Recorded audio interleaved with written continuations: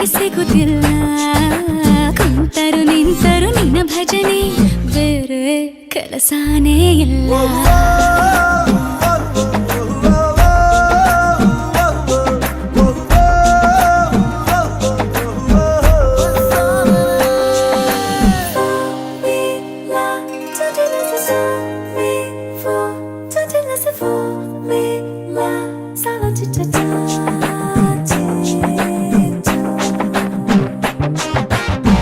ದಿನ ರಾತ್ರಿಯು ನಿಲ್ಲದೆ